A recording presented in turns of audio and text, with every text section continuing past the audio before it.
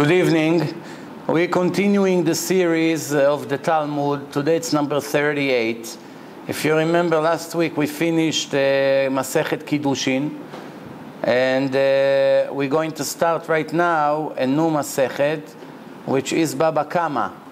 There are three different Masechtot we call Baba Kama, Baba Metzia, and Baba Batra, which actually should have been one Masechet. It was broken into three because it's going to be too long, but they're really all similar in the subjects.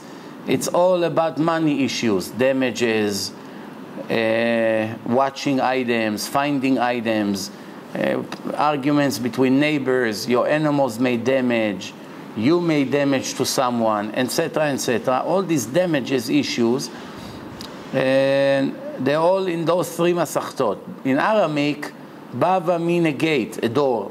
Kama means first. So this is the first door, and then Metzia is the middle. Metzia means Emtza, the middle. So the middle door.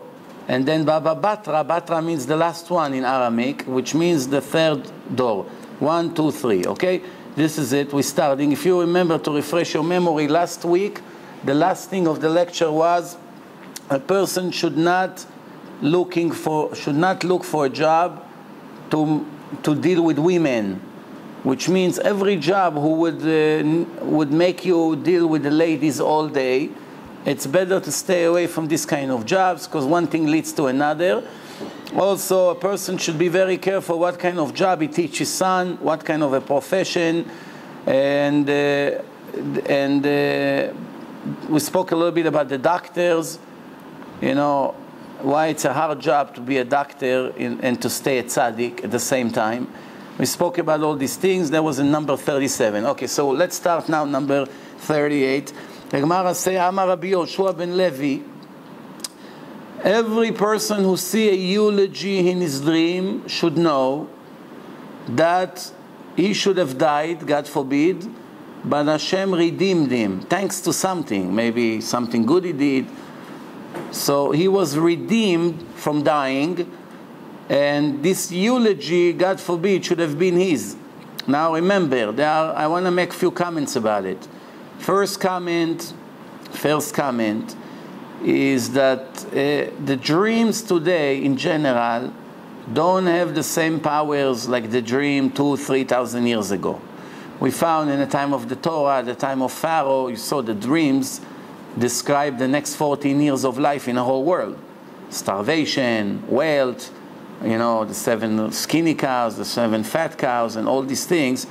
The dream of Yosef changed the entire history of the world for the next 14 years. So you saw that the dreams had great significance.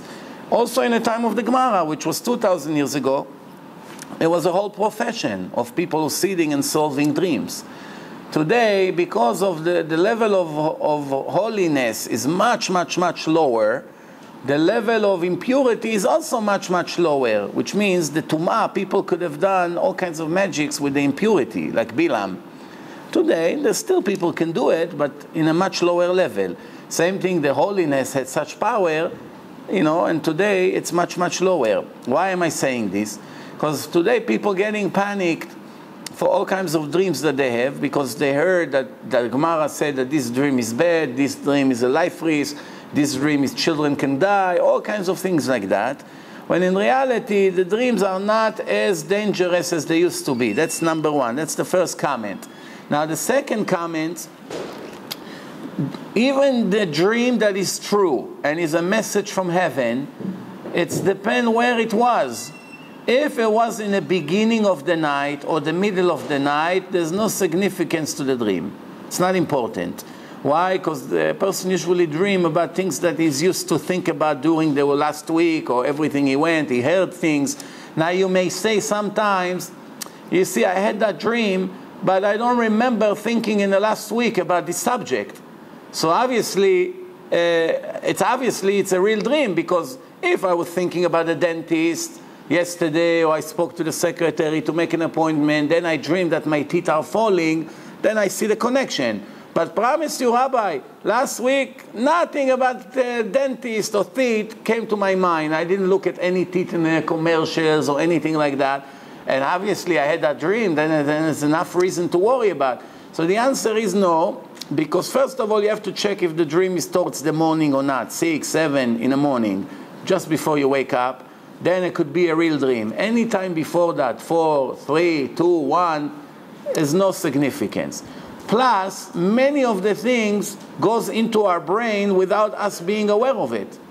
There's conscious and subconscious.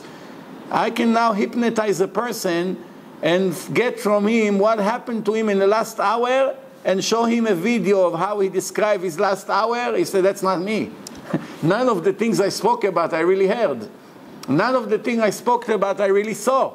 I didn't pay attention to all these things I was saying. How is it? Because a person, every beep around him, every second of his life is recorded. You walk on the street, your mind is what's going on over there, so you're going towards the store. In reality, everything who happens around you, in the back, on the above, everywhere, every people who walk on the side that you don't even look at them, everything is being recorded constantly. It's like you have 1,000 cameras that record everything around you. And I can get it out of your subconscious. It's the storage of the brain. And obviously, when you go to sleep, the computer is absorbing everything that you heard today and separate it to the right places, because the brain is a very, very sophisticated machine, much bigger than any other computer you know, right? The connection between the brain and the eyes and the memory and everything, it's very, very sophisticated. So that's why sometimes it can come from what you saw and you don't know. That's why don't pay too much attention to it. If the dream repeats 2, 3 times, and it's also all the time in the morning, and it's also a bad dream, according to, because sometimes the dream looks very bad, but it's a very good dream. If a person dreams that he dies, that could be a very good dream. If a dead person comes to visit and gave something, many people get panic. That's a very good dream. There's dreams that looks bad, but they're actually good. If a snake came to him and beat him, that means he's going to make a lot of money. So yeah, people, oh, a snake beat me, that means I'm going to die. Right away, run to the lawyer to write a will. Why? Because he had that dream once or twice. So he's very nervous. Not everything that looks bad is bad, and not everything that looks good is good. Sometimes the dream may look very good, and it's a very bad thing. So, like I said, don't go too much into panic. Everything, take it in the right perspective. Now let's move on. So the Gemara says, Amar Rabbi Shmuel bar Nachmani, Amar Rabbi Yonatan, אין פורענות באה לעולם, אלא בזמן שהרשעים בעולם. All the crises in the world, all the problems, all the tragedies, why are they coming to the world? That you hear floods, earthquakes, massive attacks, all kinds of things that are happening all the time. You know, they have to evacuate this place and that place, and sicknesses and all kinds of viruses, and there's so many things that are happening all the time, here, there, everywhere. There's not one day without some kind of a tragedy in the world. You know, so what is it? What's the source of all these tragedies? The wicked people. But when the tragedy starts, even the righteous people pay the price. What does it mean? You live in a place when there's most of the people in your area are wicked people. And then God wants to punish this town. Now you may think, I know I'm good. I pray, I learn Torah, I eat kosher, I make bracha, I give tzedakah, I took my children and put them in a kosher school, and my wife is modest, I live, I keep tarat mishpacha, I'm a good husband, you know, I'm not abusing my wife, I'm a good father. What else can be? Why I would die with all these wicked people around me, just because I live in the same block? The answer is yes. You can be 100% clean. When Hashem wants to wipe up your city, you go with them. There's no separation. This is what the Gemara says. Without the Gemara, we would never know that that's how it works. But this is what it says. It says like this. The opposite. The righteous people will be, most of the time, the first one to pay the price.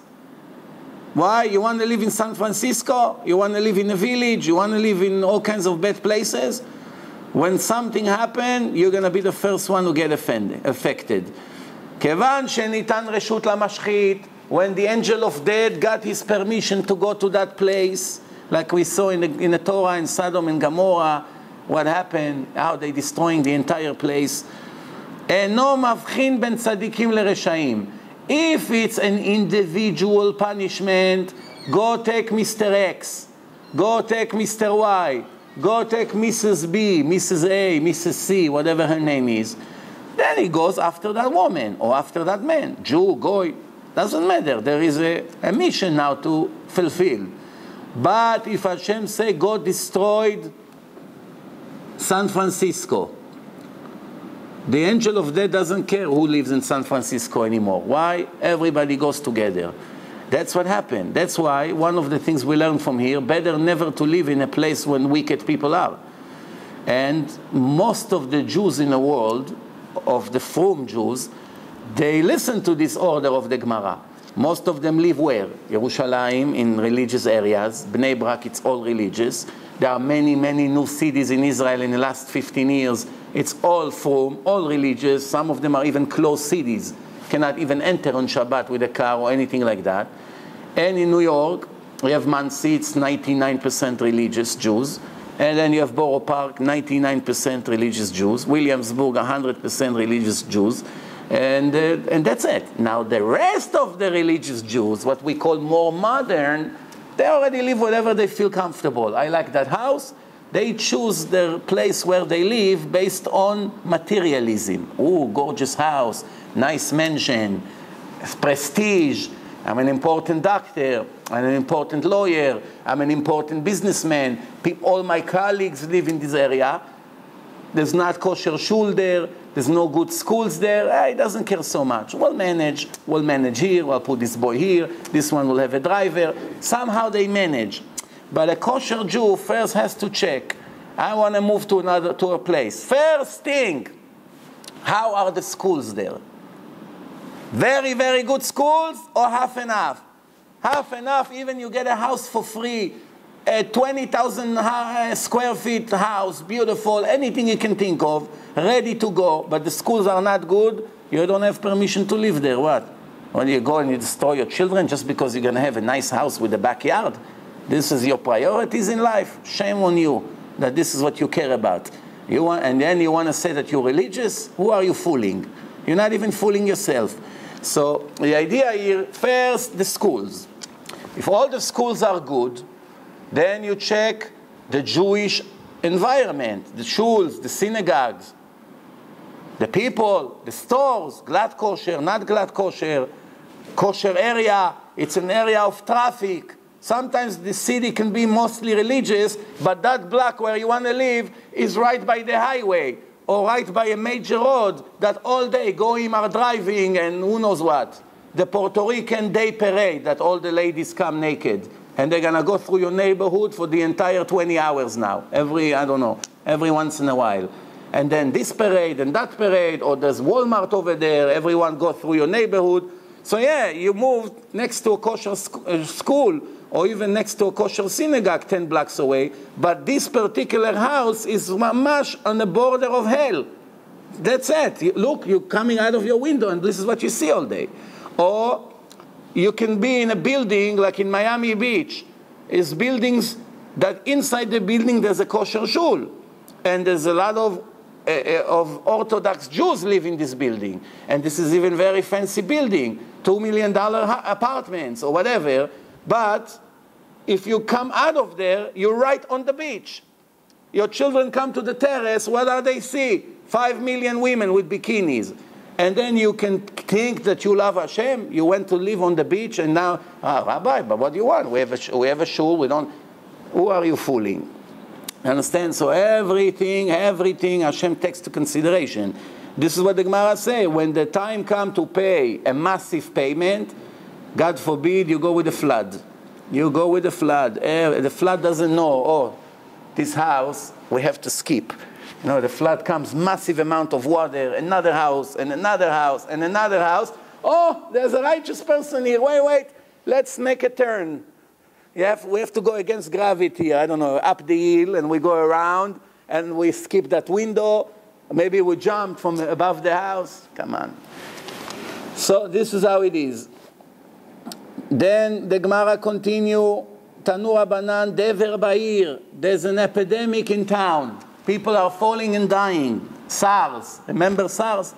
really, if we look at that, SARS could have been the end of the world 2-3 years ago. Because this is not a regular virus. Virus, you get infected by getting blood from someone, or touching someone's wound, or food, eating from the same plate, etc. Until everybody gets infected may take thousands of years until it gets to every person in the world. But an epidemic that goes through air, which means a person comes into a store and there's 20 people eating there in a restaurant and he talks, and the germs are going all over, that means all the 20 people now have it now. Each one of the 20 goes to a store, that means already 2,000 people have it in an hour. And then the 2,000 became 20,000, and the 20,000 became 1 million, and the million became 10 million, and the 10 million, 200 million, and that's the end of the world. Really, it should have been.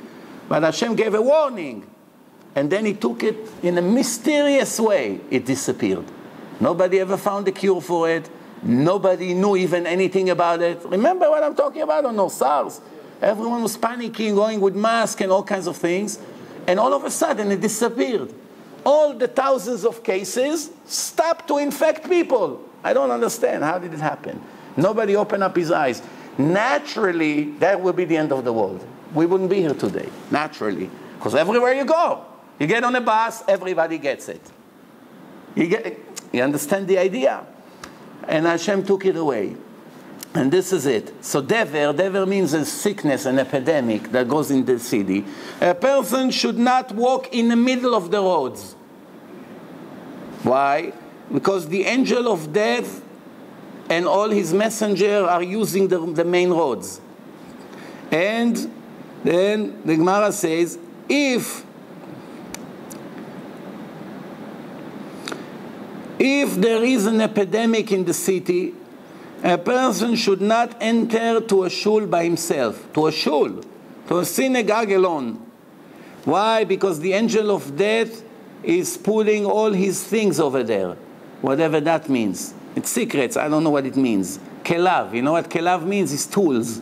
What tools? His swords, I don't know what is it. His messengers, all the angels who work for him, who knows. What kind of shul? Shul that nobody learns Torah over there. But if people learn Torah in that shul, if there's 10 people who learn Torah, which means during the day is used as a yeshiva, then you have a special protection because the angel of death cannot enter there where there is Torah. So we see that Torah is higher than prayers. Prayers did not have enough power. You have 300-400 people in the shul praying every day. It didn't have the power to kick the angel of death out of the building. But 10 people, 10 little kids sitting and learning over there, he already cannot enter. We're talking day and night, around all the time. No, there's no time. The Gemara didn't give a time. The Gemara says when you hear all the dogs in town beginning to cry and to bark, everywhere you go, dogs are barking, the angel of death is in town. Something is about to happen. Why is it? Because the animals can see what we don't see. Many times you can sit in a house on a very, very quiet night, not one beep in your quiet neighborhood. You have a dog or a cat, and all of a sudden the dog is jumping, and he's getting very nervous, and he's looking up, he's moving his tail, and he goes hide in a corner. I've seen it in my own eyes sometimes. And you wonder what's happening here. Why? He sees things, demons, and all kinds of bad angels that we cannot see. They get very scared. We don't see this because if we would see it for 1 second, then we will never be able to function anymore. It will be the end of our life, mentally. From fear, it will make us a permanent damage. So if you know all the dogs are barking, expect something bad to happen. Today, I can tell you something else. Today, we don't need to wait for the dog to bark. We know that something very bad will happen here in New York very soon. How do I know? Since when did you hear me giving a prophecy about the future? Usually everything I say I read. Nothing is from my own opinion. But now I can tell you based on my own opinion, knowing the Torah, knowing how Hashem functions. A week ago they made the gay marriage legal here in New York for the first time, I believe, in history here. And that means that Hashem will do something to this place. Why? When 1 million people celebrate a massive sin, it's such Chilul Hashem, even though it's mostly Goyim, but there's plenty of Jews there also, unfortunately, then the price will come. One way or the other. It could be another week, another month. We don't know. Hashem has his own timing. But it's almost guaranteed that something like this will happen. And we, remember, we are the people that living here, we also get affected by it. We're not going to say, oh, for me it's disgusting. I hate it. I cannot even look at this kind of wicked people. So what? I'm going to have to get hurt because of their sins? Just because I live in the same area? Yes, unfortunately, yes. But we're not talking about someone who went far away, such as area that this kind of people really don't live there. I'm talking someone who lives in regular cities, and you live in a building, and everyone around you is like this. Like Manhattan, in every building you have this kind of people. Like in Queens, like in Brooklyn, you go into a building. Who lives in these buildings? What kind of neighbors you have over there? What do you think? This is the 1.5 million people who are celebrating on the street. They live somewhere. Where do they live? Manhattan, Brooklyn, Queens, Long Island, Staten Island, and Bronx. You know? How many of them live in Muncie? You can count on one hand if there is any. Why? They don't come to live with religious people. They're not interested. Ultra-Orthodox area. They want to go to places like you go naked on the street and do whatever they want, and nobody throw eggs at them. You know, in a place they feel intimidated, they're not coming. You understand? That's why every year when they want to make this dirty parade of them in Jerusalem, there's a big war. And at one point somebody threw some acid at them, and somebody, I think, got killed. And about a year ago, somebody went into their club and started to shoot at them and kill a few of them. There are certain areas that they're afraid to go. But in Tel Aviv, they feel like at home. That's their backyard. You understand? So if something, God forbid, will happen in Israel, which city is going to get it first? Tel Aviv, Haifa. That's where they live. And they bring tragedies to this place. Now, don't ever dare to tell me it's not their fault. They're born like this. Why? Because my answer to you is, before you talk, you got to use your head. If Hashem says in the Torah that they deserve the worst punishment, which means stoning with no mercy, and they have no share to the world to come, that means they are 100% guilty. 100% guilty every time they make a sin. Now they may come and say, well, you have attraction to a woman, and I have an attraction to a man. Yes, it's true. You have maybe this kind of attraction, but the same thing, a man that has an attraction to a woman cannot touch her, unless she becomes his wife, then it's permitted. You have a problem. If this is your attraction, you have to work on yourself, but you have no permission to make sins, even though you have, what is it like? Two people. One is very attracted to pork, and one doesn't feel anything. I don't care. I can go all my life with no attractions to pork. So the person who has attraction to pork, he tasted it once, he cannot live without it. He has permission to eat. So he's coming to say to his friend, yeah, you judging me, it's easy for you, you don't like it anyway, you don't eat it anyway, you don't like it, but I'm crazy about it. So, who say that because you have this strong desire, you have permission to do it? It's no permission to do it. You do it, you pay the price. Now, if you're born like this, why the creator of the world who created you supposedly like this, say to stone you to death with no mercy? Why? I never saw someone with blue eyes that's supposed to be stoned to death, or brown eyes. I never saw a person that was born short and stayed short all his life, that now is a mitzvah to kill him. I never saw a woman, because she's a woman, kill her, or a man because he's a man, or someone who is blonde, kill him, or someone who, you know, I don't know, sick, so kill him. Well, I never saw. Nowhere in the Torah says to give permission, to give punishment to a person that is not guilty. If Hashem say, give them the worst punishment and don't have any mercy on them, what does he tell you? That they're 100% responsible. You understand or no? Yes. If Hashem say there is a punishment, even a light punishment, that means I could have lived without making that sin. If now I made that sin, that's why the Torah said that I deserve a punishment. No more arguments. You can say whatever they want. They can lie to themselves. They can bring psychologists to prove all kinds of nonsense. One word in the Torah, it's better than 1 billion articles they're going to write. and 5 billion researches and all kinds of shows they're going to make trying to prove it's all baloney. There is one truth, the truth of the creator of the world. These kind of people are big sinners, and all we have to hope that they will make repentance. We don't have to sit and wish them bad and hope they all get killed. No, that's not the point. The point is, as the Gemara say, pray for those who you know or those even you don't know. Pray that they will have the strength and the intelligence to know that they have to treat their problem and overcome this desire. And in 16 years that I work, I can't say that I had major success, but 3 of them I got out of it and they got married.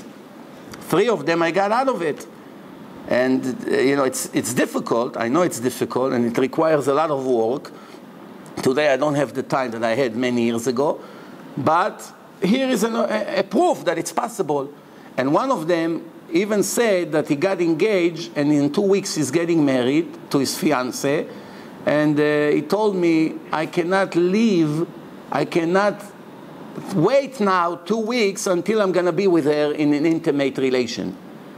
He couldn't wait for that opportunity, how strong his desire was for a woman, which 10 months ago, he couldn't even, when I started to talk to him, he couldn't even see how there is a chance that one day he's going to be able to even stand next to a woman in intimate relation.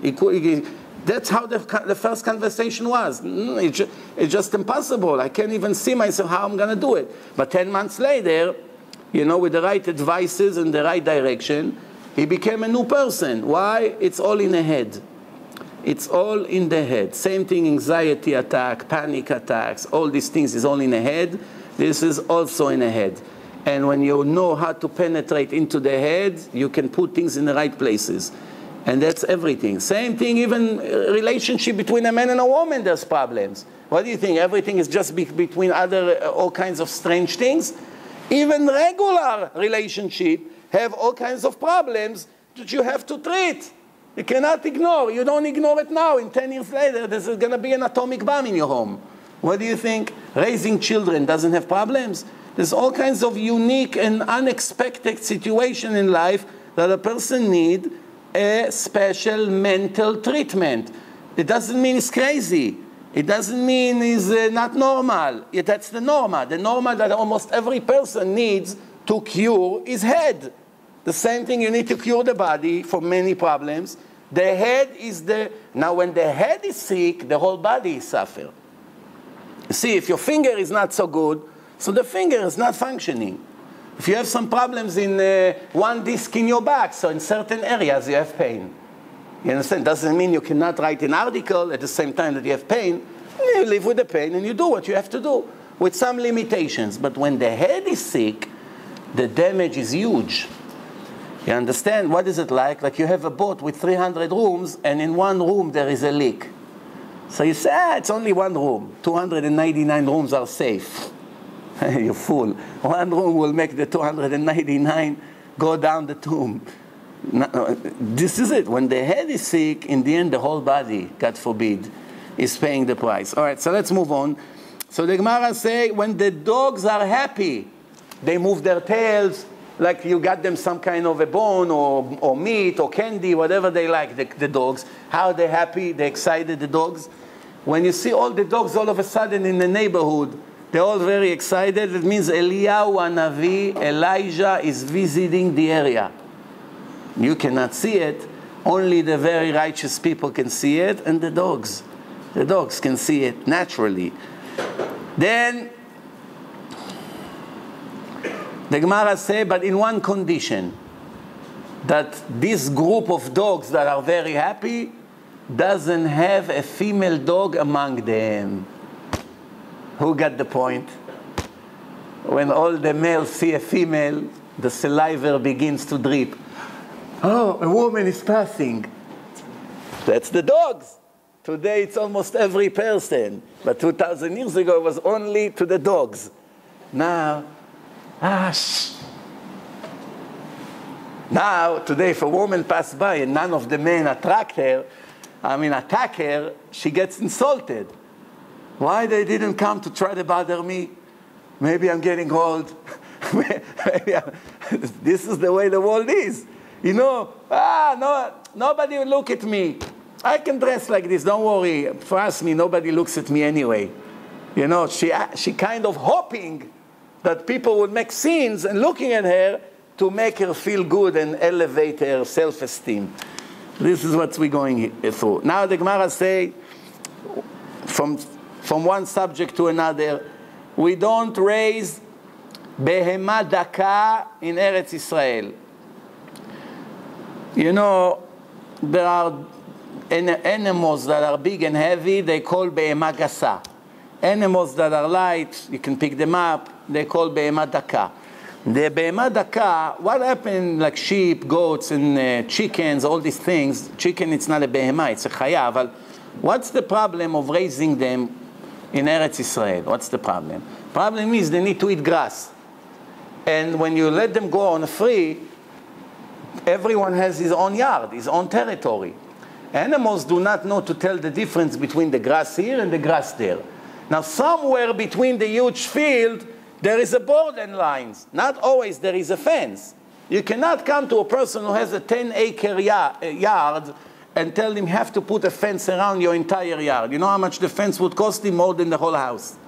To make a fence, if you go to upstate New York, it's very cheap over there. Why? The further you are from Sodom and Gomorrah, the closer you are to the bathroom, the more expensive is the real estate.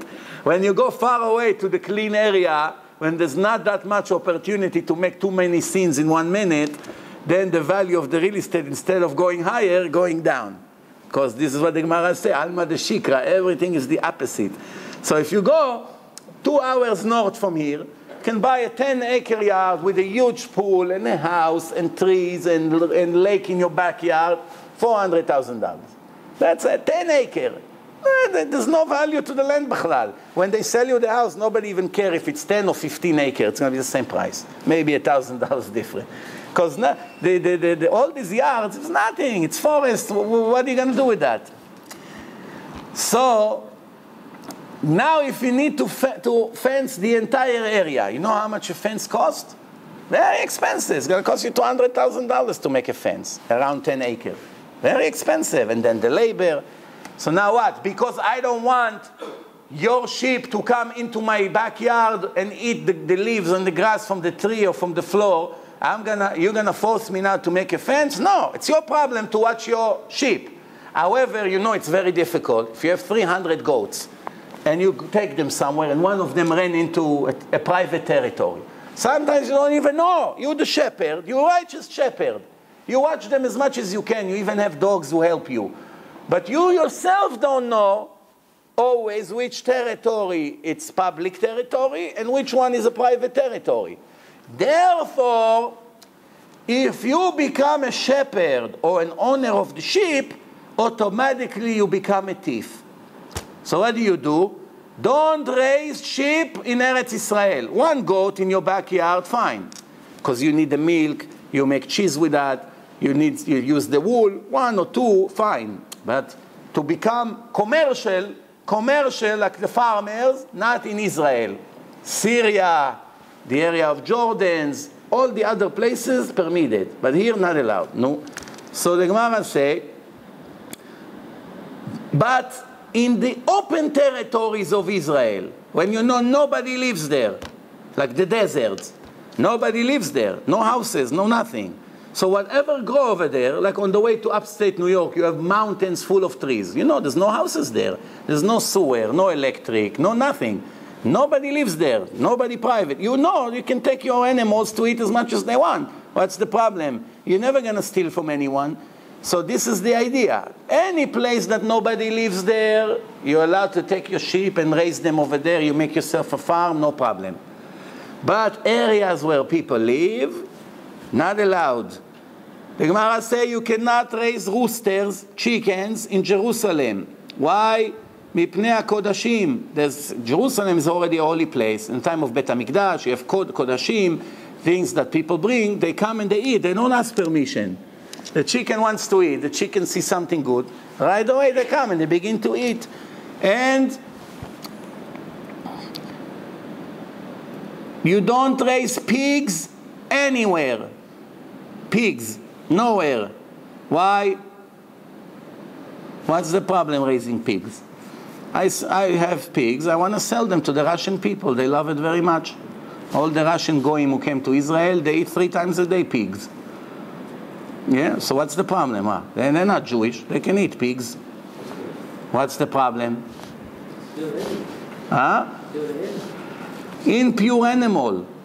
Dirty animal. Animal who eats everything it sees. Eat your children's diaper, eats everything. You know, the pig, how long does it take for the food to digest in the stomach of the pig? Do you know? 24 hours. 24 hours. Which means now, whenever you kill the pig, he has undigested food from the last 24 hours in his stomach. Now you have to understand, anything you throw to the garbage, he put his nose in it and he eats, no matter what.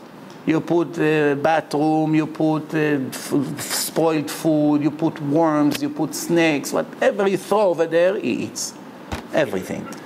Now all this poison go into his stomach. Other animals, 4 hours to digest. So usually when you slaughter a goat, anything, all these cow, goat, they eat grass anyway, all day. It's all, what do you call it, vegetarians? They're vegetarians, it's all organic. They eat natural grass, that's it. So how much poison besides the urine and the blood? The blood and the urine. That's why we put salt, we get rid of all the liquid. You eat kosher, glad kosher meat, perfectly fine. No poison, no nothing, no dirt. You eat non-kosher, it's a problem. You eat all the liquid with it because they don't put the salt, they don't slaughter, whatever. But even in the stomach of these animals that we eat, it's pretty clean. And even if they ate something not good, it digested in 4 hours and became blood or waste. The waste go to wherever it goes. And the blood, anyway, we don't eat. But by the pig, when they kill him, you have a pile of fat laying there for 8 hours, 10 hours, with all the garbage. Remember, he just ate your children's diapers 5 hours ago. It's all laying there. And it marinates the meat. And then they pick it up in Costco from the shelves, and everyone will barbecue, and this is what they eat. You understand what's going on? The Torah says, don't even raise them. Don't raise them in Israel, such an animal. Also dogs. Commercial amount, here a dog to watch your place, to watch your sheep, fine. But commercial, not good. Unless if he tie all the time with a chain. I don't know if you remember, I don't know if he was here.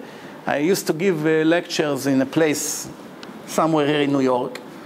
You know, it was, I don't know, a few weeks on a weekly basis.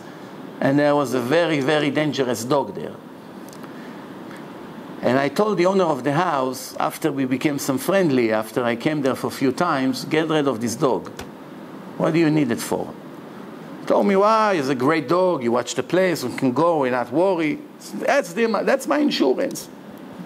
I told him all it needs, one time he will attack one of your visitors, they'll sue you for millions. What do you need this? It's a dangerous dog. Look how he barks. Without this chain, forget it. He'll murder anyone he sees, this dog. He told me, no, come see how he listens to me. He screamed, the dog is falling on the floor, he's shaking from him. He gave him a smack, whatever, the dog is not moving. He grabbed him by the head, making a show for me. I told him, listen, it's not impressing me. I'm telling you, you get rid of this dog. Of course, he didn't get rid of the dog. 2 years later, a woman went into their house. I don't know what happened. She got in the range of his leash. He has a leash all the time. But she got too close to him. He came and jumped on her and ripped her apart. In a miracle, she stayed alive. After surgeries, she sued him for all the money and all the businesses he had and left him with nothing. Everything he ever saved in his life, everything is gone. If you only listen. Now he gave his whole life for a dog. If you only listen to the Gemara in Baba Kama, the Gemara say, "Lo yegadel et hakelev," unless if he always tie with a leash, but a safe leash, not a leash that he goes all the way from the backyard into the middle of the living room to the couch. So what's the point of a leash? En porsim nishuvin leyonin. You don't put shovach. How do you say shovach of the birds in Hebrew, in English? Where all the birds are coming in, you know, make them a little house. Birdhouse? That's too easy. Birdhouse, okay. Birdhouse. You don't put birdhouse. Why? Because some of these doves and birds are owned by private people. And what happened? They come to you because you give them all kinds of food inside, so you're hunting them, and in reality, you're stealing private property of somebody else. Or the other way around. Unless if it's far from the city, 30 ris. Unless if it's a very long distance from a place where people live, then you can put it there. Why? Because the birds over there, it's already hefker. They don't belong to anyone. How did they get that far from the city, right? You're here in the middle of the Nevada desert. You put something for the birds to come. How do you know these birds belongs to someone? I didn't come next to your place. So same thing when you go to catch fish. You put the nets in a certain area. Now another fisherman is coming. He wants to catch some more fish.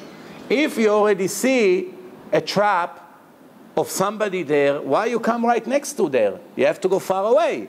You don't go, your friend put right here the trap, you go right next to him. Your friend opened a business in this block. What do? There's a barber shop, 57th Street, between 2nd and 3rd Avenue. A week later, after he invested $100,000 to fix the place, somebody has come and opened two stores away in the same block. The city is so huge, you couldn't find a place to cut hair just next to me that we both lose 50% of our income. Go 5 miles away, you make your living, and you come to the same neighborhood. It's like coming to my pocket and biting 50% of the customers. Of course, don't worry. In the end, everyone gets what he deserves. He can take away from your living. Hashem send it to you from another place. But that's not a decent thing to do. Then the Gemara say, 5 things are about garlic. Garlic. Everyone today, garlic pills, antibiotic, the best medicine, better than antibiotic. Don't take chemical. There's a whole billions of dollars industry about garlic. The Gemara says like this. Garlic, when you eat it with the food, it gives you a feeling that you are full more than what you are. Who knows why? Why garlic? You ate, I don't know, chicken with pieces of garlic in it. It gives better taste. But then after an hour, you feel like you ate much more than what you really ate. It makes you feel stuffed. Why is it? Because it creates a lot of gas in the stomach. It seems that the stomach is full, but it's all air. And the air is pressing on the stomach, and the stomach think, oh, there is food. Because how the stomach works, once there's contact, then the stomach grinds, and it feels, it's all in a computer. For instance, if you chew a gum, it makes your digestion faster. Why? Because the brain knows that when the jaws are moving, that means my friend is eating. Remember, there's like a captain sitting in your brain and running the boat. Now, the captain, you know, have all these cameras. He sees something necessary there, he press here. Something over there, he press there. Somebody come to attack you, he press on a missile, alert. There's things that he does. He runs the show. Now, the brain, this little midget who sits in your brain and runs the show, he knows that every time the jaws are moving, that means you are eating. When you are eating, the stomach has to be ready to receive the food. That means the stomach has to release much more acid juice because there are food coming in. But in reality, nothing is going in because it's a gum. So this is like tricking the computer. What is it like? Virtual CD. You know what virtual CD is? You don't really have the CD, so they made a program. All you have to have is the CD once. You take it from the library. You cannot copy it because they have all these copyrights, and they don't let you copy it. But you want the CD to have by you all the time. So what do? So they make a software. You put it in. The computer is like, I don't know, it's like an image. The computer remembers the CD now. And every time you want to play that CD, even though you don't have it, it shows you on the screen like the drawer is opening, and like the CD goes in, it shows you is the actual virtual, it's all an illusion. And then the CD plays, even though you don't have the CD. So the computer, you cheat the computer really thinks that you have the CD. You understand? And it's working. Same thing over here. You move your jaws, the acid juice begin to work. Now, if you have food from 4 hours ago, now it's burning the food much faster. So it's good. It's not classy, it's not polite to move your jaws like this to eat gums when you talk to people, but if you're alone, no, why not? Now, the garlic is filling you up. Second, is very, very smelly. For that, we don't need a Gemara. We know. Third, what's the third? It makes the face of the person lighting up. Fourth, it increased the seed in a man's body by a lot more. He has X amount of seed, of sperm, now it makes it much more. That's why for single guys, the Chachamim wrote, the Rambam and many others, that they should not touch garlic at all, not hot peppers, not onions, things that warm the body and speed the process of creating sperm. A single man should not take because he doesn't have a wife. And he cannot make scenes in Manhattan like some of the Jews who like to go to the club on Motzei Shabbos after Havdalah. It's not permitted, in case you didn't know. So it eats the worms in the stomach. There's worms in the stomach almost to every person, especially the little kids, and it kills them. They cannot tolerate this garlic that burns them in the stomach. And some people say that it increase love, passion, and take away jealousy. Isn't that good? That's good. I didn't say everything is bad. Some of the things is good. It eats the worms. It's good. It kills the worms. It stinks. It's very bad. It kills the worms. It's obviously a positive thing. But there are something that is much better than garlic, ginger. Ginger does everything the garlic does and more, and it doesn't smell. You eat ginger, it's a little bit spicy. You can cut it, put it in a sweet tea. You drink it, you swallow it. You don't even have to chew it. You swallow pieces of ginger, very cheap in the store, and doesn't smell anything. It's antibiotic. Also za'atar. Za'atar is the best antibiotic. It's increase your health, make your health so much better. You can become a much stronger person physically, much healthier, less viruses, less problems, less infections, none of these things. It doesn't smell, it's delicious, etc., etc. Then the Gemara say, everyone who asks for mercy to his friend, and he needs the same thing, he gets it first. You have a friend that is not married, and is suffering. You see how much your friend is talking about not finding a shidduch, not finding a wife, and you begin to pray, Avram ben Sarah, Hashem, please send him a wife. Look how much he suffers. Have mercy on him. Send him a wife. Send him a wife. Send him a wife. Who gets the wife first? You. Measure for measure. If you pray, Hashem, send him a wife, but make sure you send me first a wife, he'll get it first. So what's the trick? You and your friends are in the same class. You're both looking to marry. You're in college, whatever. You're both looking to get married. You go every day to pray in a shul. You pray for him, and he prays for you. And both of you will get what you ask for him, you get faster. What he asks for you, he'll get faster, and everyone is happy. That's also the same solution for very poor people that wants to give maser. Everybody has to give 10% of his income. Very give. So what do? The very poor people that have nothing to eat. Nothing to eat. They don't have anything. Well, how much are they going to give maser? $1 a month. How much they make? They're unemployed. They don't have job. They don't have anything. So they cannot do the mitzvah of maser. So the Ben Ish Chai say, well, they cannot get the blessing that the Torah promised by giving 10% of your net income. But at least what they should do is exchange money one with the other. Here, I have $1 to give. I give it to you. You have $1, you give it to me. In reality, you give nothing. But at least you show Hashem, look, I want to give. If it was up to me, I really give. better than nothing, the Ben Ish Chai says.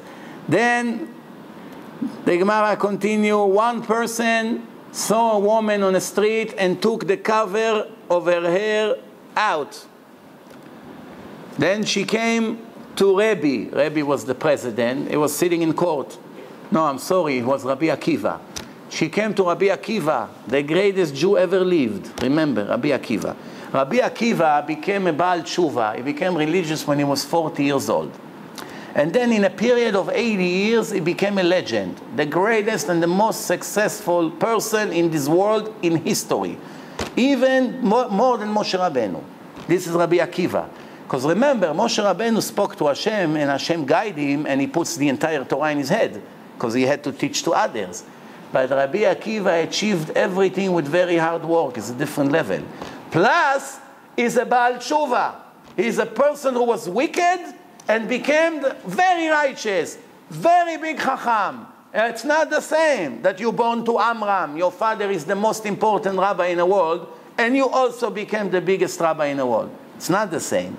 Growing and taking care of the horses, age 40, doesn't know how to write Hebrew, and then become such a legend, that's a big achievement. But what about the 40 years that he lost?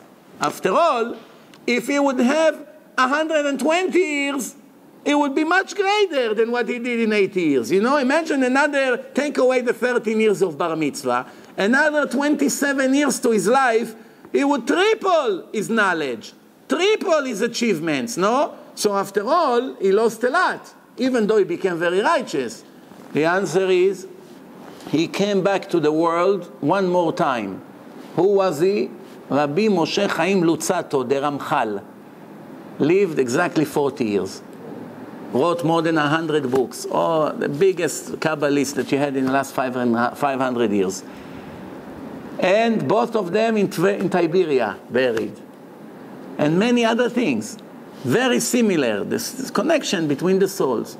So even the years you lost, since you made such good tshuva, Hashem brings it back to you somehow. Very interesting. The Ari HaKadosh came back as Rabbi Shalom Sharabi, the Rashash, the Yemenite Kabbalist, 250 years ago. And before he died, he said to his student, I will ask Hashem permission to come back to the world to help the generation. When did he come back? 250 years after he passed away. And there are many other examples like this. It's not the time for it right now because time is running out. So, he came, the person who took away the cover from the woman, and she came to Rabbi Akiva to sue him. Rabbi Akiva say, you have to give her 400 zuz. Lots of money. A lot of money in those days. A lot of money. He told him, Rabbi, please give me time. Such a big penalty you gave me. I need time. He said, okay, I give you X amount of time. He gave him enough time to collect that kind of money.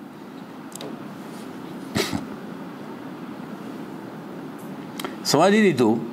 This person was following this woman to see if she's really so careful to cover her hair all the time or not. Why? If she always covered her hair, then it's really an insult. She walks in the middle of Main Street and you pull over her cover and everyone saw her real hair. But if you see that this woman anyway, when she goes to fancy weddings, she takes off her hair and she makes it, what insult is that? You're not insulting to show your hair. It just depends on your mood or whatever comes first. So he broke some kind of a barrel with oil in front of her, and she started to go like this, pulling her hair, because the tradition used to be that when a person is in sorrow, so he's pulling his hair off. No. So she took her cover and she started to pull her hair off. No, wow, such a damage. So he brought quickly with him 2 witnesses to see how she doesn't care. She walks here, look, she's in the middle of the street without her hat, whatever it was. Then he came back to Rabbi Akiva. Say, for this kind of not modest woman, you want me to pay her 400 zuz? He told him, just to give you an idea, how much is 400 zuz? When a person gets married, the entire amount of money he has to give his wife when they get divorced, or if he dies, his children inherit him, not his wife, his children. But the wife has a ketubah, an agreement. How much he must give his wife? 200 zuz, which was a lot of money for her to live for the rest of her life. And here, this person who took the hat out of the married woman's head, had to pay now double to her than what her husband will give her if he divorces her. You understand how much money we're talking here about?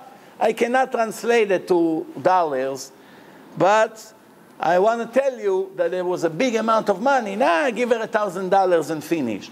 A lot of money. So now he's trying to get away with the payment. So he comes to Rabbi Akiva. He said to him, for this woman you want me to give him 400? So he said to him, Rabbi Akiva, לא אמרת כלום, החובל בעצמו, אף על פי שאינו רשאי פטור. האחרים שחבלו בו חייבים. So Rabbi Akiva said to him, pay. Why? If a person came and made a damage to his hand, his wife got him angry, he started to bang on something and he broke his arm. When he gets angry, he go crazy, he hit the table and break his arm. It's allowed? According to the Torah, to make a damage to your body, it's a sin from the Torah. It's like eating pork, same thing. Why? You don't have permission to hurt your body. You don't have permission to make scars. You don't have permission to break your teeth. You don't have permission to break your nose. You don't have permission to, I don't know, to ruin your knees. Whatever people do purposely, there's no permission. Your body is not owned by you. Remember, you don't own your body. And also, you don't own your life. Your life is not yours. You cannot decide what to do with your life. I'm not happy for my life. Let me kill myself. If you kill yourself, you are judged as a murderer, like you murder a stranger. What do you mean? I killed myself. I didn't touch anyone. I never killed a bug in my life. I only killed myself, Hashem. For that, you are 100% a murderer and you violated the 10 Commandments. No permission to do it. So, now a person like this, same thing, you're not allowed to damage your body. Now what happens if you damage your body? Let's say you show the people, every time you get angry, you break your arm. It happens a few times a year. And then your friend got angry and he broke your arm. Now you take him to court, so your friend comes to the judge and says, I don't understand. This guy anyway breaks his arm 3-4 times a year. He doesn't care to go with a cast all his life. What do you want from me? He doesn't care. I gave him what he does anyway to himself. He's a masochist. He enjoys pain. He has to pay or not? The answer is yes. He damaged himself. It's not permitted. Yeah, but he doesn't have to pay himself compensation because he did it. But somebody else who did it to him still have to pay and cannot use that excuse. So if you insulted a woman and you have witnesses that she does it to herself anyway, it won't dismiss you from the payment. We learn a very important halakha here. You may think, I have to pay you? You're a prostitute. You walk in the street like this. What do you want from me? You don't have any dignity. You don't have any... You have shame? Well, you're all over the newspapers. Today, it applies very much today. Today, it applies very much. Because today, you have all these psychos that film women in intimate situation. They put them on the internet. The whole world see her picture. And now she sues him. I don't know, she wants millions of dollars for putting her picture on a newspaper or something. Now they go to court. The judge has a very serious dilemma. This woman, anyway, she acts in dirty films all the time, and the whole world already know how she looks without her clothes. Everybody knows her. She's a famous dirty woman. The whole world knows who she is. Now somebody went into her bedroom and took pictures of her inside her bedroom and put it in the newspaper. Now she's suing him? Where is the logic here? The answer is, still have to pay her. I have permission to hurt myself. Remember, you don't have permission. But if I did it, it's my problem. But it doesn't mean now the whole world is going to come and make me the same damages. This is a very important thing. Then the Gemara says, the word machala ze mara. It's bitterness. ולמה נקרא שמה מחלה? 83 sicknesses are in it. Machala in numeric value. Mem it's 40, Chet is 8, Lamed is 30, so far it's 78, and A it's 5, 78 plus 5, 83. The word machala shows inside that is 83 different sicknesses. And how do you get rid of these 83 sicknesses? How? By eating bread in the morning meal. When you start your day, at least one slice of bread. Pita bread, rye bread, whole wheat bread, bagel, doesn't matter. You cannot reach bread, cake, cookies, it's also like bread. Pat shacharit, morning meal with a little bit bread, at least 1 ounce of bread, save us from 83 sicknesses. I cannot describe the name in a mother language because this was written 2,000 years ago. But how much we can get saved by doing a good breakfast. Now I know what you're going to tell me. Rabbi, I don't even eat breakfast because I eat very late at night. And then I'm full in the morning. I went to sleep 2 o'clock after a big meal. Now I get up in the morning, I pray, and I go quickly to work. I only become hungry at 12, 1 o'clock in the afternoon. Change your schedule, my friend. Force yourself 3 days in a row not to eat at 1, 2 o'clock at night. When do you eat? 8 o'clock in the evening, last meal, finished. It's also not good to go to sleep with full stuffed stomach. Everything standing in your stomach. It's very difficult. It's shocking the entire system. Eat that when you go to sleep, most of the food is anyway already digested. Then you get up in the morning, you already opening your eyes, very hungry. So you drink something, a little tea, coffee, you pray, you come, you eat breakfast. It can be 2 minutes breakfast. 2 minutes, half a bagel, it's enough, or it's already announced. A muffin, you don't have bread, you don't have time. You have, I don't know, the train in 5 minutes. You buy a kosher muffin, you eat it, it's also pat shachrit. Pretzels, sweet pretzels, cinnamon scroll, croissant, it's all fall into this category. Doesn't need that much time. You buy it quickly, up, you eat it. Or you take it, you buy a pack, and every day you eat one. And this is, and also, I know that most of the nature of people is different than what it used to be. These 83 sicknesses, we don't know how many of them apply to today or not. Because remember, the nature of the people changed. Many of the things that the Gemara said that they're healthy, today we know that they're not so healthy anymore. Or many of the things that it's poison to the body, they're not such a poison anymore. Why? Everything in nature changed. The nature of the man, the nature of the woman, the eyesight, the hearing ability, all kinds of sicknesses are different. Animals were different. The pregnancy of some of the animals is different. Some of the animals in the Gemara used to give birth to X amount of months, and today is different. Sometimes longer, sometimes shorter. Many things change. The Gemara say there used to be women who give birth after 12 months. Where do you see people today give birth after more than 9 months? 9.5 months, finished. Imagine a woman, she's already 12 months pregnant, and the doctors say, we want to induce, you're going to die. And the baby's going to come out of your mouth soon. It's 12 months, you know what, another 3 months? The baby is a 10 pound. 3 more months, it's going to be 20 pounds. How are you going to, it's going to be like you cannot go through the door. Today, yes. But in those days, also I gave an example, an old rabbi had, there was a fire or something, he picked up 2 guys, picked each one of them in his hand and started to run like a teenage. Find me one old person that can pick up 2 people and start to run. The old people cannot pick up their cane when they walk. It's, every 5 minutes they have to stand or to sit, to rest. How is going to pick up 2 20-year-old guys, each one of them is 200 pounds, and start to run in a fire? People used to fast from 1 week to each other. Thousands of people. All these chachamim eating only on Shabbat. You know anyone in the world today that cannot eat 6 days straight? Only drink? Every week for his entire life? So obviously, many of the things are changed, but in general, for general knowledge is always good. We have 2 more minutes left. Let's do this page and finish. Amar Rabbi Yochanan, someone who his father left him a lot of money. His father passed away and made him a rich boy. Now the kid has a lot of money. If he wants to lose all this money, he should wear linen clothes.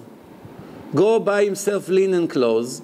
He will use utensils that are made from glass. He will, what does it mean? Now the Gemara say how a person would live in such a fancy, luxurious lifestyle that very, very short period of time he would lose all his father's wealth. It's like today. Your father left you a few $1 million. You want to destroy it right away? You buy a house in a neighborhood that the taxes there are $100,000 a year on a house. Then you buy another vacation house, another $80,000 a year taxes. You buy 2, 3 cars, a lot of jewelry, this. Before you realize the money is gone. Cannot put gas in your Rolls Royce. Everything is gone. We have fools like this today. As soon as their father dies, in 3, 4 months, the entire empire is collapsing. Why? Buy drugs, every hour he buy a new suit, goes here, buy a car, racing car, the police pull him over, he say, you know what, don't give me a ticket, take my Ferrari. My driver's history is also very bad. Here, take the car, leave me alone, the policeman is happy, they make a deed, here, take the car, finish, Baruch Hashem. 2 months, 3 months, he lost everything. That's today. What it used to be there, outfits that made from pure linen probably used to cost a lot more because it's much harder with linen. So he said, wear linen clothes like a king. No, what's the second thing? Use great pots and utensils that made from clear glass. Today it's all machine make. But in the old days, they used to take beach sand and make it by hand and burn it. You know how they see it? They do it by the Niagara Falls. There's a store over there that the guy makes all kinds of beautiful glass. It's a lot of work. It's very expensive. Usually people use it today to put it in the wall unit. But that's, rich people eat in this, what we call china, or all kinds of silverware like this. And get workers to work for him in his businesses, and don't supervise them. Trust them to run the business. Put workers. Oh, I have a hotel. Don't worry, Rabbi, I have manager over there. I have people who runs it for me. The hotel make $4 million a year net, $3.5 million goes to the pockets. If you're lucky, you get $500,000. Why? Almost everyone is a thief. Wake up. No, believe me, Rabbi, you know what the yarmulke this guy have? 5 in the morning is in a shul. I once gave money to a guy, that's when I was in my 20s, because my neighbor told me, this guy is staying by me every morning. He wake up at 5 in the morning. You know, every morning he wakes up at 5 in the morning. Before the davening, 1 hour he reads Tehillim. So I was naive. I'm talking to you more than 16 years ago, 15 years ago. So I said to myself, this guy one time came to me and said, I need a loan right away, but don't worry, a few days I give you back the loan. Me, like the Torah, I bring a witness. Here, see, I give him cash. In the end, it was an alcoholic, gambler, going to prostitute, the biggest crook in the world. So, you know, not everything that looks what it looks, this is it. So what's happening here? It says like this: you want the worker to run your business, don't be surprised that they bury you. You want the business to be successful. Now you may say, but wait a minute, Rabbi, you're contradicting yourself. Didn't the Torah say that the parnasah comes from Hashem, not from the business? Yeah, but Hashem didn't say there's a mitzvah to be an idiot. There's nowhere in the Torah that Hashem said, be a fool. Don't worry, I continue to give you. I gave you a business. I gave you another hotel. I gave you this. I gave you that. What do you want to do? You don't want to work a little bit? What do you want to do? Watch it. Come. Surprise them. Show up. Hey, what are you doing? You never show up. Of course they'll eat you everything.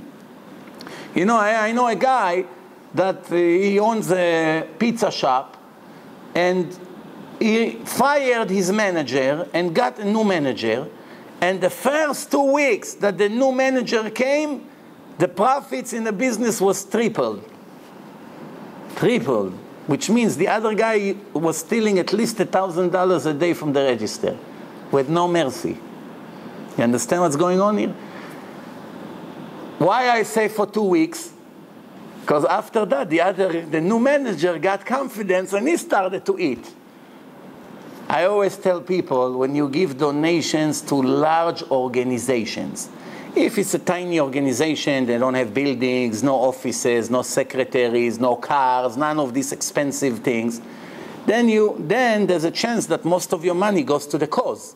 But when you give to big organization, big institution, what is it like if I want to give a piece of ice to the person who sits in the end of this room? So we have 15 people on the line. So I give him the ice. He gives him the ice. He gives him the ice. He gives him the ice. By the time he gets to the destination, it's a little tiny drop of sugar. There's almost nothing left. This is what happened. You give $1,000, $100 from it go to the building. 100 goes to the cars of the employees, 200. A salary of the secretary, 100. Another secretary, another 100. And then, all kinds of things that they do. They advertise here, advertise there, so it's another 100. In the end, the 1,000 that you gave to that cause, 700, 800 of it went to the stomach of all kinds of people and to the beautiful chandelier and for the toilet paper. And how much really got to the cause? Not that much. So the idea is not to be fooled, to know where to invest and how to invest. And I want to finish with this. We should know that there is a very good organization here in Queens, which most of their activities in Israel. I'm sure you heard about it. Everybody here in Queens knows about it. It's called Chickens for Shabbos. Now, why do I speak about Chickens for Shabbos? I know many organizations who give food to poor people, many. But Chickens for Shabbos is unique. Why? Because it runs by 2 righteous people. One I do not know, but one I know very, very good. And I know, and I have, Baruch Hashem, after all these years, experience of reading people, if they're real or not. I learned over the years with the help of the Torah, intuition, seeing all kinds of things. It's already life experience. Very kosher person, 100% pure. Everything they ever collected goes directly to the poor people. Not 1% of the money goes on a waste. Not for building funds, not for parties, not for fundraising, not for advertisement, not salaries. Every one of the workers of this place is 100% volunteer. Not one person get a salary. Not only that, there are expenses to run the place. You need to pay rent, this. Him, Rabbi Newman, and his partner, and few other helpers are paying from their own pocket the cost of maintaining the organization. You understand? And the most important thing is that even when you give money to poor people, there are different levels. If you give it to a poor person who anyway eats anything he sees, pork, horse, monkeys, worms, everything he sees he eats, or he drives on Shabbat, what mitzvah there is here? To give him gasoline that he should drive in a car on Shabbat? Well, who do they give their money? Almost all the money goes to melamdim. You know what does it mean, melamdim? Your children's rabbis here that get lousy $30,000 a year salary and they have 7, 8 children, and the money that they make in yeshiva, it's not enough for 3 months to live. And the rest of the 7, 8, or 9 months that they are short, they don't have money. What, their children can starve? So he is doing everything he can to help these melamdim to have enough food and something to wear, that they should continue to teach in yeshiva Torah, that all our children will not become John Gotti, mafia. Because remember, it's a cycle. You don't help the melamdim to teach your children, yes, the melamdim will collapse. They'll go bankrupt. They'll starve. They won't have what to wear. And your children will become murderers. What do you think? You understand the idea here? So now, everyone who wants to give to poor people for food, that's an important cause. I always say there's levels of things. Here, it goes to people who learn and teach Torah, so it's like giving to Torah learners. There's only one thing that is greater than this, is saving people to make them religious. But in every other cause I know, no other cause comes near this. Giving money to poor people who teach Torah and learn Torah, holy people, keeping Torah, mitzvot, modest, everything according to the Torah, helping them to be able to put a piece of chicken on Shabbat on a table or bread or whatever. Very big mitzvah. But there is one more investment that it's even better than this. What is it? Making non-religious Jews religious. Because the profit is much greater. Giving them food and maintaining them for the next month, thanks to you, they live the month, this family. But the month is over, the mitzvah is over. I gotta be honest, I have to tell you, now up to now I told you all the positive. Now I tell you, I don't want to say negative, because there's nothing negative about helping the children of Hashem to eat and to be able to learn Torah, of course. But there's something even higher than this.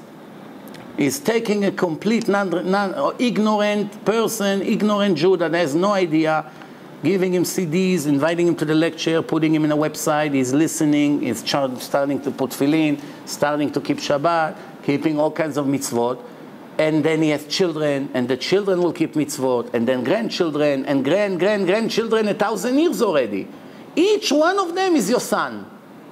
Remember, you made a household the head of the family, that's all, you made him religious. And he married a religious woman. And now we have 7 children. And the 7 children have 70 grandchildren. And the 70 grandchildren have 700 grandchildren. And about 300 years, there is 50,000 people who keep mitzvot and learn Torah all day. You are in Shamayim every Rosh Hashanah, get the reward for the 50,000 people because you saved one person 300 years ago. 50,000 children you have. Every mitzvah they do, you earn. You got it? No other thing comes near it. Remember, if you're clever, Bezrat Hashem, I really want to help this Jew. I see he gives his heart. Stand here in synagogue, screaming, crying for people to help them. So far, they gave $7.1 million out to poor people. 99% of the money is to poor people in Israel, 1% here. But 1% from 7 million is a lot. But most of it goes to Israel. Poor people in Israel is higher level than poor people in America. Eretz Israel, because it's a holier place. There are levels in tzedakah. Everybody should know it. Be'ezrat Hashem, if you cannot give, you convince other people to give. Every person you convince to give tzedakah, Hashem pay you bigger reward than the actual person. If you convince your friends, give chickens for Shabbos $1,000 from your master money, and he agree, it count in Shamayim you gave more than 1,000. Gadola me'aseh yoter min ha'oseh. It's a great reward. You can be the poorest guy in the world, and in tzedakah you can make more tzedakah than Bill Gates. You can be a high school kid that don't have $20 in your pocket.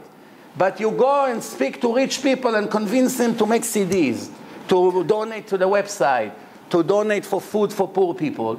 And every one of them say, okay, you know what, I'll donate $200 a month. I donate $500 a month. I donate $100 a month, $50 a month, whatever. Every one of them who gives, in Shamayim it counts you gave.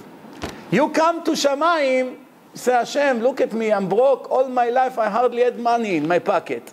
Such a poor man. Hashem say, believe me, you're richer than all these billionaires. Why? They gave. But if we combine all the people who gave thanks to you, thanks to your efforts, what's happening here? You have more mitzvah, more donation than all these rich people. Why? Because you influence hundreds to give. Yes? Is chickensforshabbos.com if they want to donate those? Chickensforshabbos.com, that's what I was talking about. You know what it is? Like I say, other organizations, they also, I'm sure they do good things, but it's not run by volunteers 100%. And whatever you give goes to all kinds of bureaucracy, expenses on the road. They need a car, they need a van, they need secretaries, phone bills, electric bill, rent, mortgage. it's right away 50, 60, 70% of the money is gone. Why? That's the way of maintaining a large organization. But when you make an organization which 100% of the people are volunteers, the girls who picks up the phone, the people who prints, the people who goes to give the food, it's all 100% volunteer. Nobody gets a salary, not the president, nobody. Right away, all these expenses turns into mitzvot, because it goes purely to the pocket of the poor people. Baruch Adonai leolam, amen ve'amen.